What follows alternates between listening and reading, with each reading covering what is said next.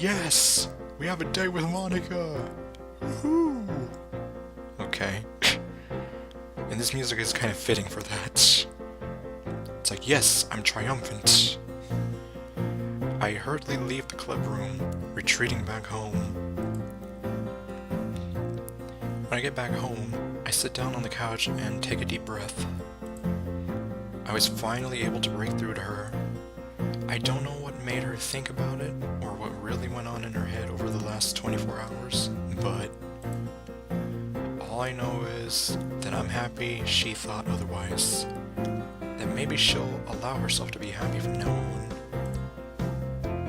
That maybe I'd get to see a real genuine smile on her face, one that isn't held back by those thoughts of hers. This upcoming Sunday, I'll hope to see that smile.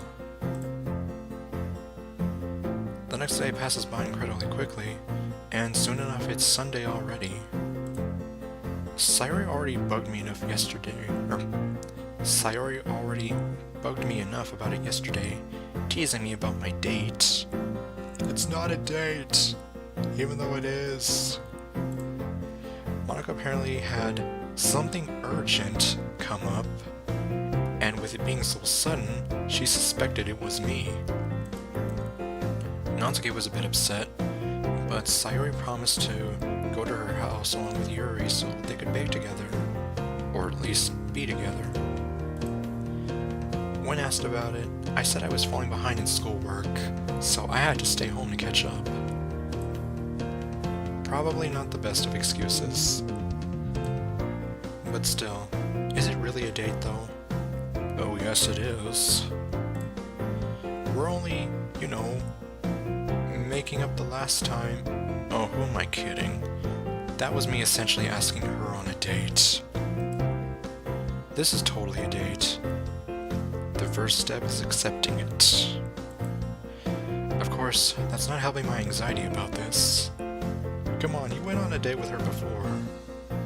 Well, what am I to say? I don't want to make Monika unhappy, so now I'm nervous even though this isn't the first time we've done this. You see? Ding dong. Oh, I guess because the pressure's on, he's thinking, I can't screw this up. I have to make her happy. Because if I screw up, then everything's gonna go bad. I swallow, going over to the door. I reach out and turn the doorknob, opening the door. And let me guess, she's in her school uniform. Hi, Monika. Yep. Hello, Daniel. Here, you can come in. I gingerly pull the door open and step off to the side so Monika can come in. As always, she's in her uniform. She really does like it. Or maybe she's just grown attached to it with... Or maybe she's just grown attached to it. Because... It's not because she doesn't have any casual clothes or whatever. I know that Satchley drew like a Valentine's Day piece of art of Monika giving chocolate to who I'm assuming is the lucky fellow. And she's got like this nice kind of white dress going on that totally shows off her shoulders and a little bit of this. It's too bad that couldn't have been in the game. Unless, of course, that dress is too sexy for DDLC. Which maybe it was. I don't know. Well, everything that's happened, or attached to it with, or, dang it. Let's see, as always, she's in her uniform. She really does like it. Or maybe she's just grown attached to it with, well, everything that's happened. Okay, well now that makes more sense. It might just be a hard habit to break. Or maybe she just needs to go to the mall and pick up some new clothes. Let me get my shoes on. I slip on my shoes, try not to look at Monika or least make it look like I'm not. I can see her glancing around the room, but I cleaned it earlier today to help de-stress. Alright, here we go. I pause, seeing Monika extending a hand down to me. Here. Moving my hand, I gently take Monika's in mine. She pulls me up to my feet and lets go of it. Thanks, honey. Better? Better. Yeah. Thanks. No problem. I hastily fumble for my keys before finding them in my pocket, nodding when I can feel them. Alright, I'm ready to go. Let's go then, Daniel. The two of us leave the house. I lock the door behind us before we continue on, walking to the same bus stop as before. It feels a lot lighter compared to the first time. It's a nice day today. Yeah, spring is really in full swing. I'm glad that it's sunny out too. Yep, it's going to be summer soon though. Maybe we should look for a new place to go. Like where? Do you not like the tower? Is it too ugly for you? Because I can go find you a new tower, one that's not as ugly. And no, I do, but maybe we should go look for another place. We can also take the literature club. You seem to know this place. Do you know of any others? Well, I know a few. I guess we can go take a look. I'm not sure whether or not they'll like those places though. Why, are they like your secret dating hotspots? Places where you would take a girl if you managed to get a date with her? It's like there's the scenic point, there's the roller skating rink, there's that cheap movie theater, there's Pistol Pete's Pizza. Alright, I said I was gonna let the joke die. Maybe I won't. I'll have to go with you then. You don't mind, right? If it's for the literature club, sure. We can have some pizza at Pistol Pete's. I try to keep myself calm, even though right now my heart is currently threatening to break out of my chest. Well, I guess I'll have to think about where to go. Okay. Monika's behavior seems more natural now, putting me off guard. Her usual behavior used to be a facade, so I could steel myself better against it, but even then, I'd get flustered about it. But this is definitely not her putting on a mask, so there's no way in hell I can defend against this. Anyway, we're here at the bus stop. We'll have to wait around for the bus here. I shut up before I keep talking myself deeper into a hole. I've done that before, especially in front of women.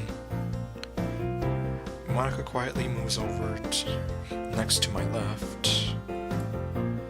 I can feel her arm occasionally brushing against mine, and I force myself not to look her way, trying to keep looking around. Except the bus is coming from the left. My thoughts are put to a stop when I hear humming. The only person who could be... what song is that?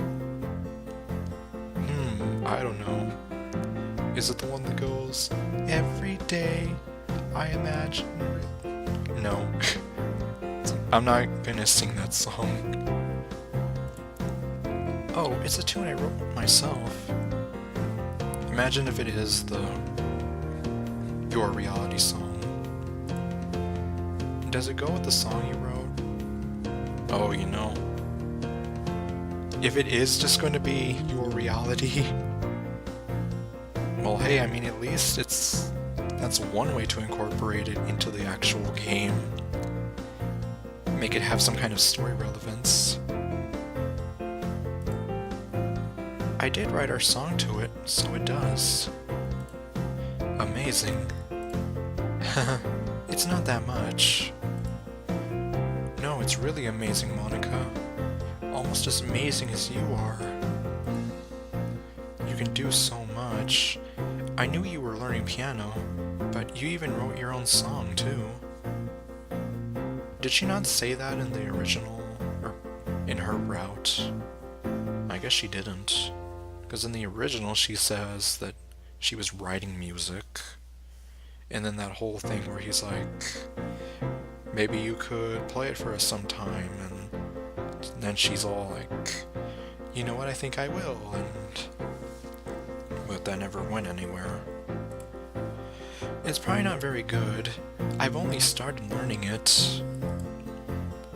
But there's plenty of room to improve. Yeah. I wish I could be motivated to do that much. You already are. You put a lot of effort into things already, haven't you?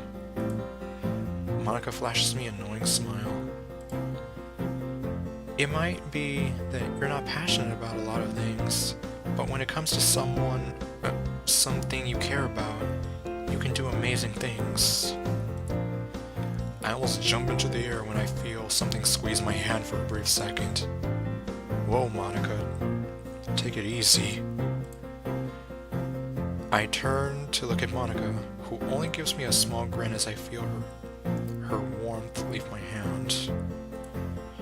Yeah. Oh, the bus is coming. Both of us board the bus and take a seat around the middle.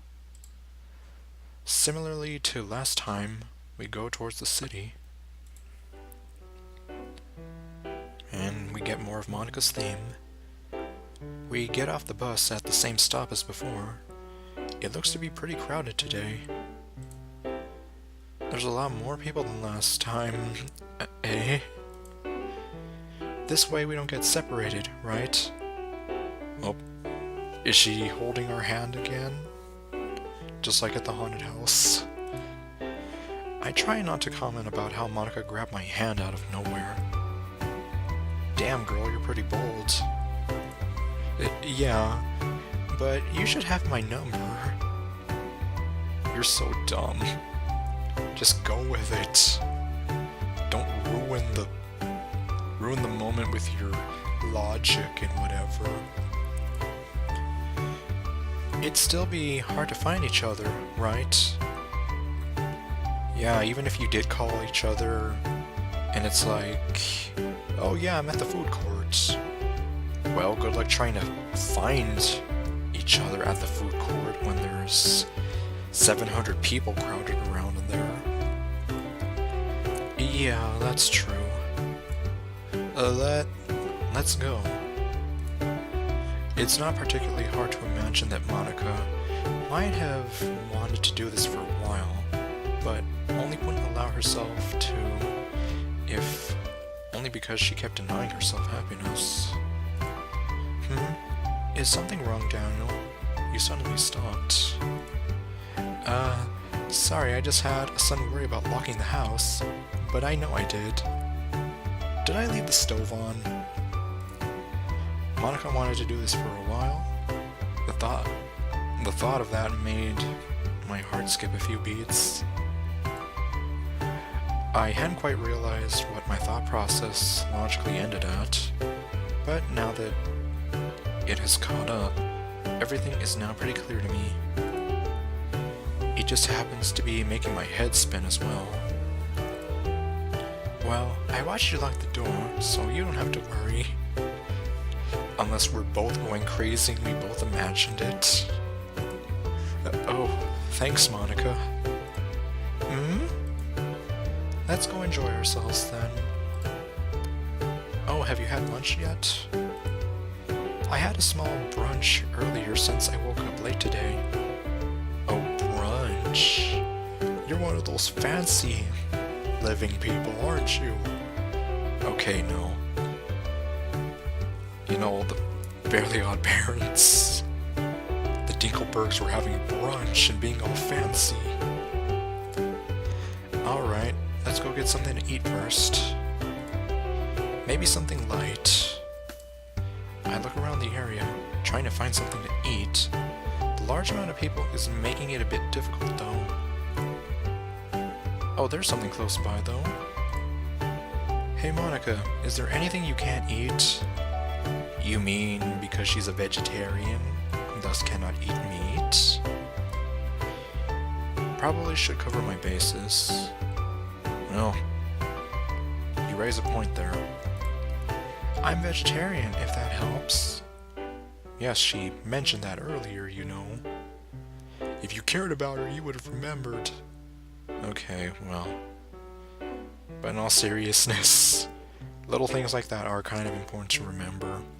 Especially if you're planning on making this girl your girlfriend and eventually wifing her. Alright.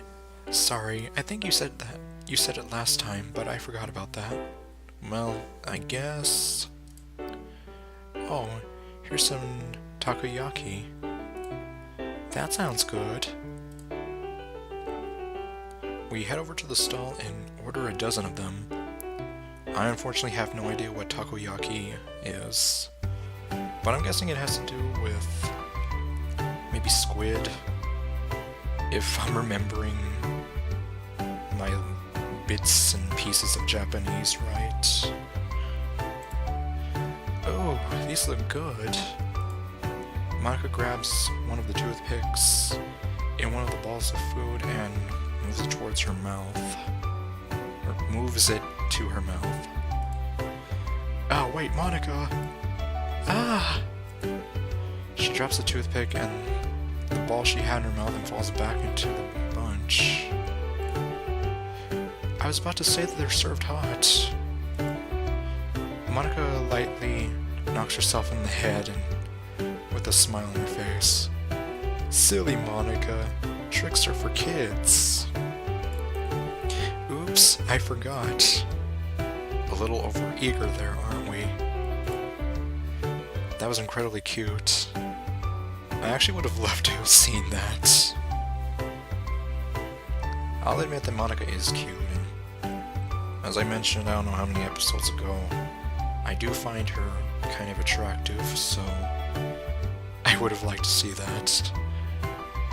If not for the laughs, just to see her in her natural state of cuteness. You're supposed to blow on them to cool them down before you eat them, you silly girl. Let's see, which is the one you dropped? I move my hand to grab the one that she put back in. It was this one. It definitely wasn't that one. She picks it up and blows on it 3 times before offering it to me. Wait, you're gonna feed me now? Oh my god, it's that picture Satchley drew coming to life. Well, sort of. Say... I'm pretty sure I know the next word she's going to say. Well, either she's going to say or sayori. No, she's probably going to tell us, say, Yes. Say, on.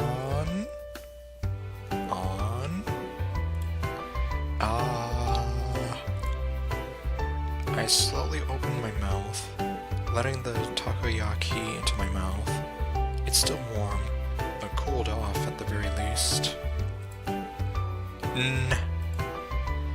I bite down with Monika, pulling the toothpick out of the ball. How is it? It's good. It's good. After chewing a few times, I swallow my food. I then grab another takoyaki ball, pulling it up, and blow on it a few times before offering it to Monika. Now I'm going to feed you.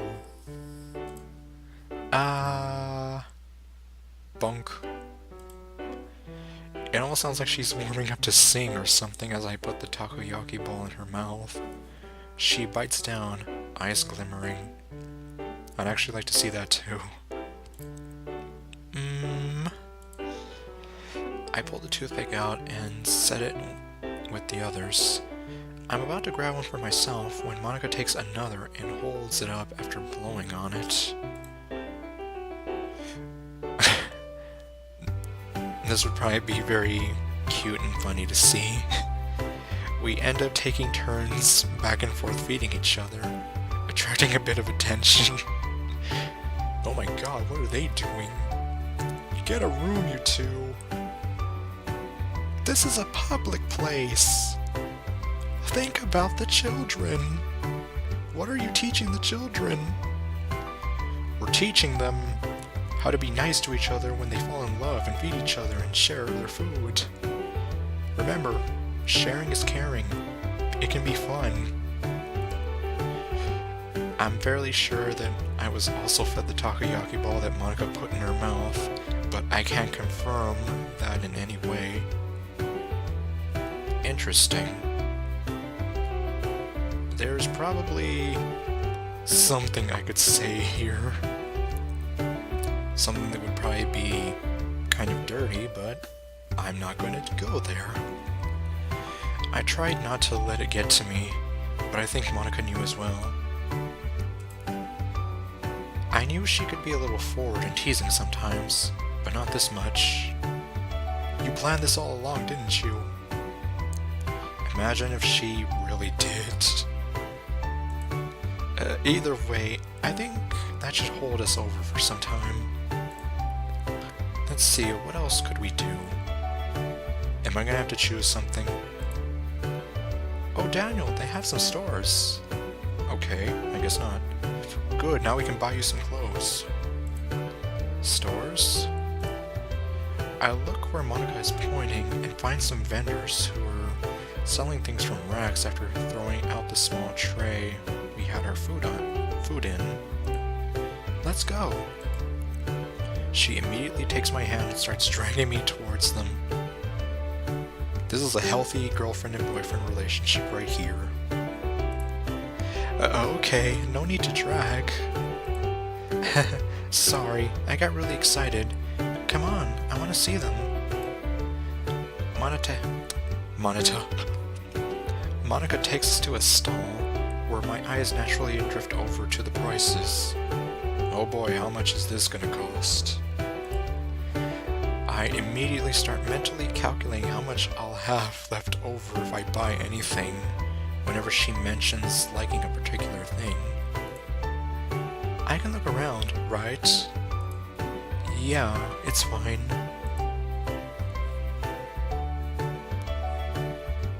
Slide to the left. Slide to the right. Crisscross.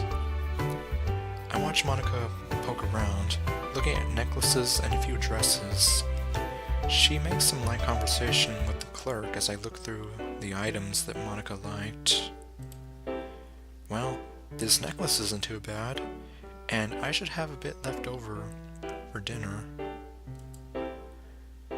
Oh, Daniel, I'm going to take a look at the other tables. Oh boy. How much is this going to cost? Okay. With a small smile on her face, Monika skips over and goes over to search for something else she might like. I just had a funny mental image of Monika skipping.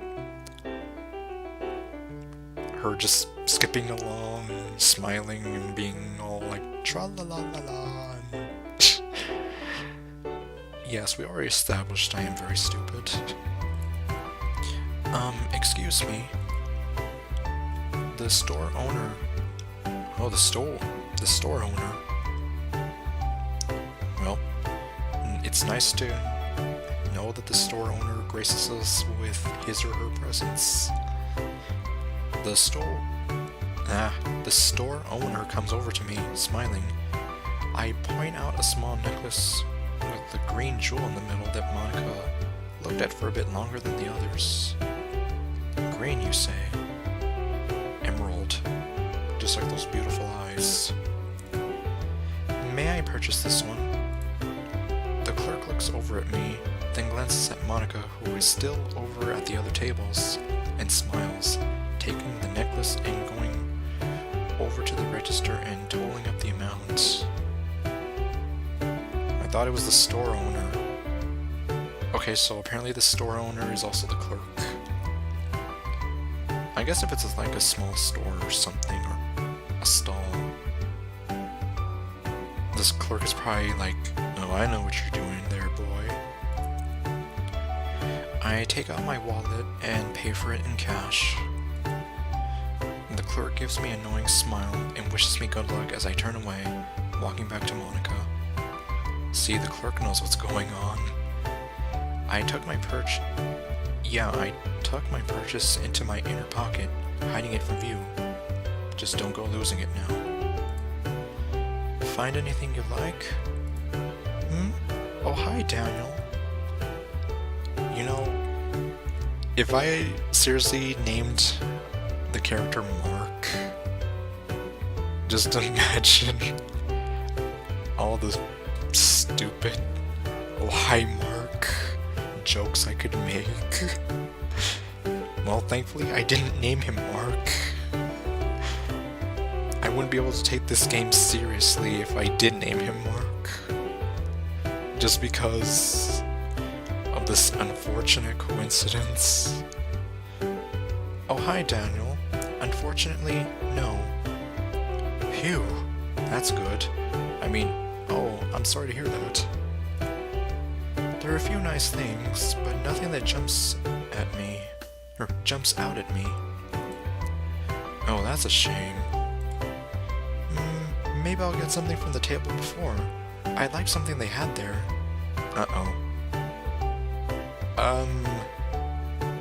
Yeah, about that. What was it? Let me guess. Was it a necklace that had a green jewel in it? Why? Are you gonna buy it for me, Daniel? That would be the nice thing a boyfriend would do. But I'm not gonna tell you. You don't have to. Besides, if I want it, I'll get it. But you're quite a gentleman. Thank you. Jonathan Joestar is my role model. Anyways. Oh, thank you. Monika goes over to the previous stall and looks around, but looks a bit distressed after finding that necklace was gone. She talks to the clerk before coming back to me, looking a bit upset. Oh boy. Something wrong? Someone else bought it while I was away. Oh. Well, it certainly wasn't me, if that's what you're thinking. Here, let's get away from the shops for a bit. Out of sight, out of mind. Alright. I feel a bit bad since Monika does look a bit upset, but I'll wait for the perfect moment. When is the perfect moment, though? Monika and I go around the other shops, finding some interesting trinkets and some phone charms, one of which Monika buys. It's a small piano, which she slips into her phone as we wait in line. Daniel, look! Monika, what? It looks good on your phone, Monika. Thanks. The afternoon has gone surprisingly fast, so we're in line to head to the viewing deck. There's quite a lot of people in line, but fortunately, we made it in before the big rush. Oh, here we go. Monika and I step into the elevator along with several other people, taking the far back corner since we went in first. Sorry. Monika apologizes as she has to squeeze up next to me since it's crowded. It's fine. I experience what has to be the slowest elevator ride of my life as the car slowly lurches up. Eventually, the car opens up, revealing the viewing area. After the car clears up, we step out and look around, trying to find a nice place to look around. We manage to find a not-so-crowded spot right next to the windows that look out at the city. It's just like the last time we were here, and the timing is similar enough too. The sun should be setting soon. It's so pretty. Not as pretty as you are. I had to. I saw the opportunity and I took it. Yeah. And it's the sunset. We both continue to watch the city slowly fall into the sunset. Down below, the storekeepers close up shop and pack their things. The street performers below give one last encore, and slowly the place begins to empty out. Should I go get us dinner? I'll go with you. I should be fine. The words die in my mouth as Monika takes my hand in hers, giving a small smile. She really wants to go with you for that dinner. You shouldn't leave a girl all by herself when you go somewhere with her. True, especially if it's at night. Remember what I said about letting a woman walk home at night by herself?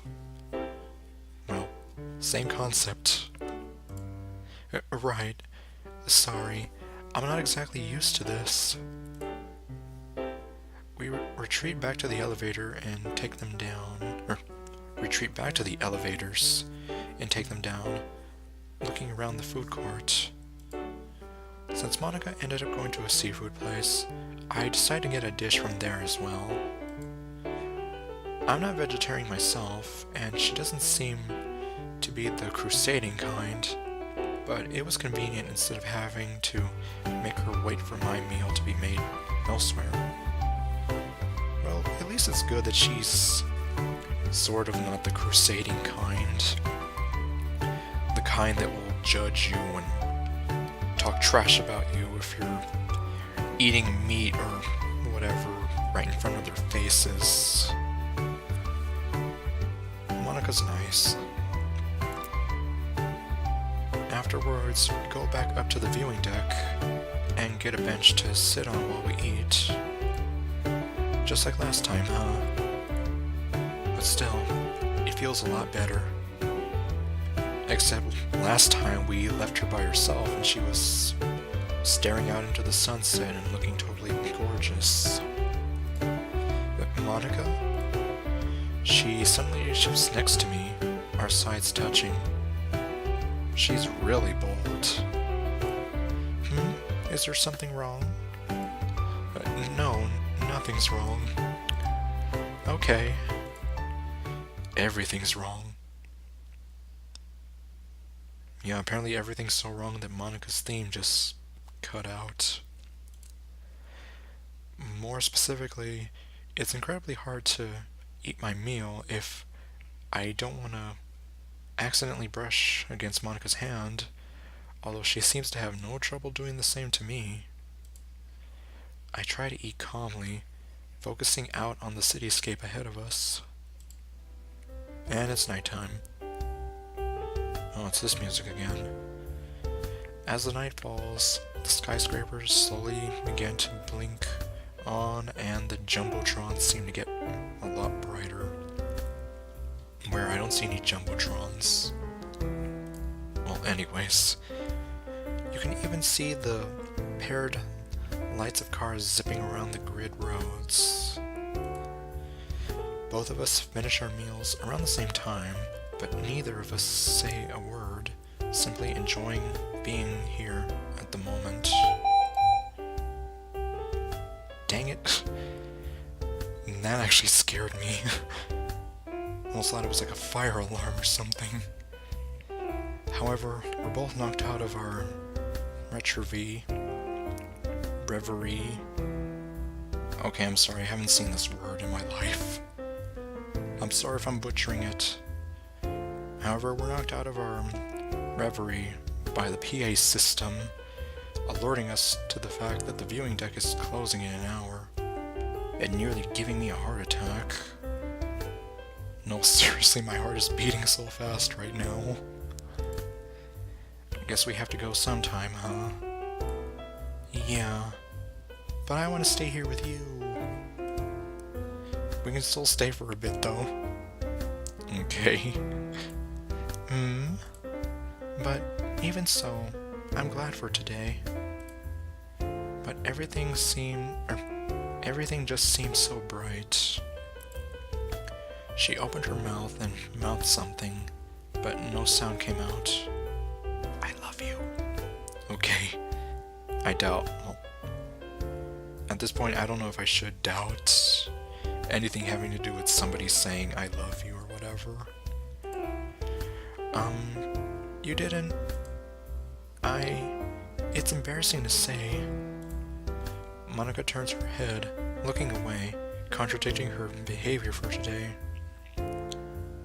Yeah, now she's acting all shy and demure. I see. Well, it's now or never. Hey Monika, can you close your eyes for a bit? Daniel? Yes, I'm gonna ask you to marry me.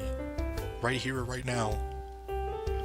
Actually, you know, this probably wouldn't be a bad place to propose to somebody. Please? Okay. Monika closes her eyes and leans slightly forward.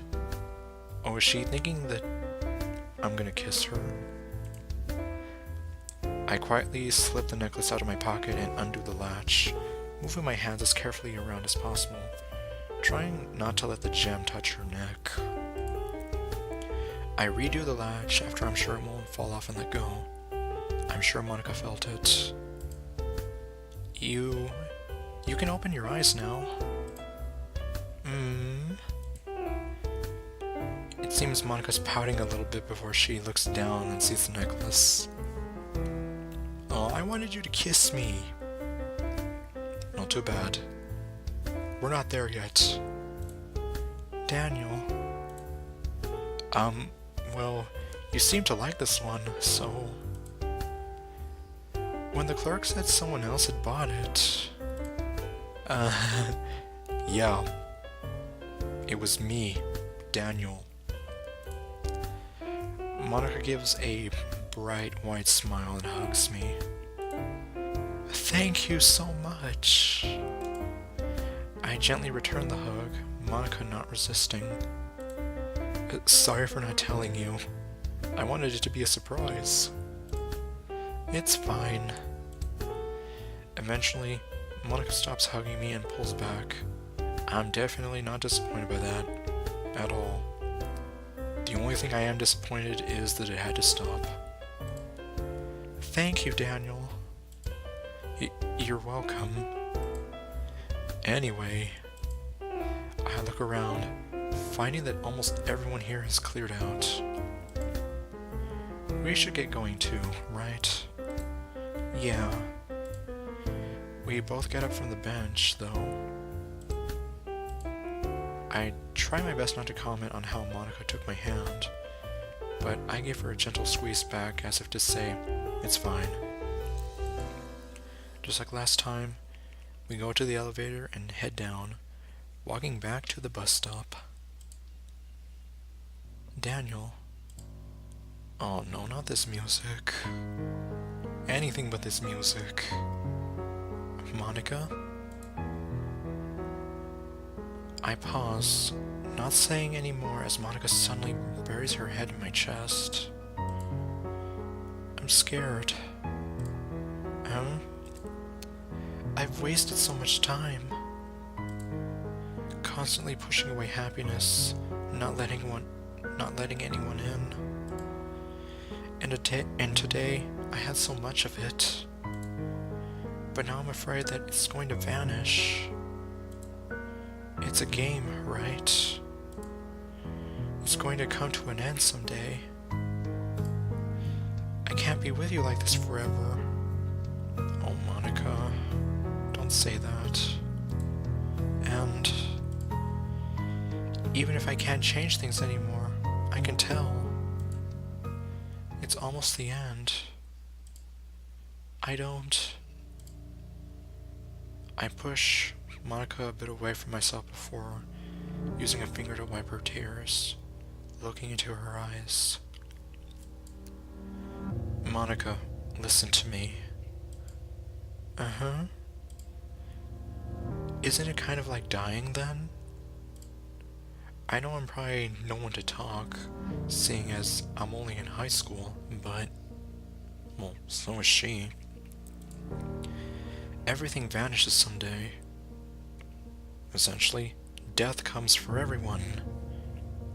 If I'm quoting Azama from Fire Emblem Fates. And nothing lasts forever. Everything eventually breaks down. It doesn't matter if it's real life or a game. No matter what, death is gonna come for you. I hate to sound so morbid, but it's the truth. But like I said, I hate to sound so morbid. In the end, it would have disappeared too. So, I gently take her hands into mine. So let's enjoy what short time we have together, instead of worrying about how we're all gonna die someday or whatever.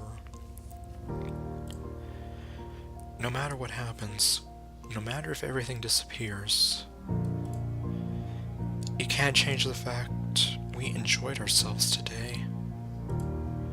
And more importantly, it won't change the fact you were happy here with me, and that I was happy with you.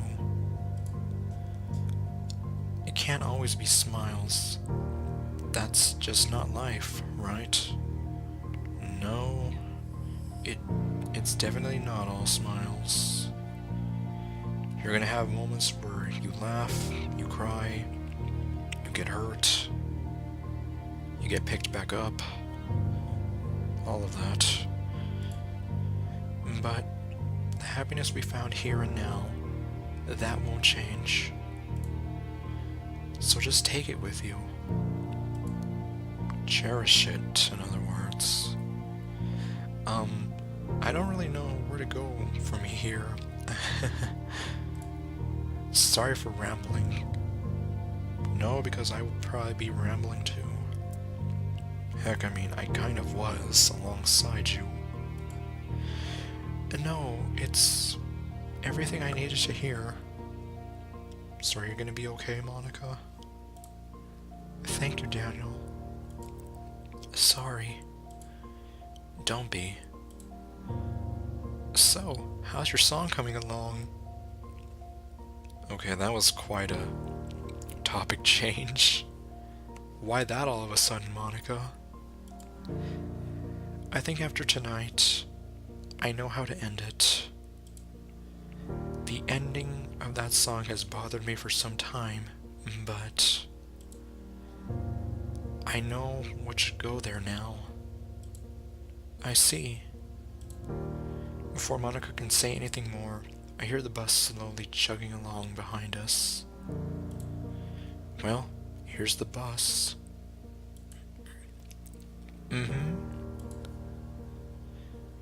We both quietly board the bus and start on our journey home. About 10 or so minutes in, Monika leans her head onto my shoulder. Her hair tickles my neck, and her cheek gives an odd feeling of warmth as we go along. I'm also fairly sure that she's wearing peach-scented perfume.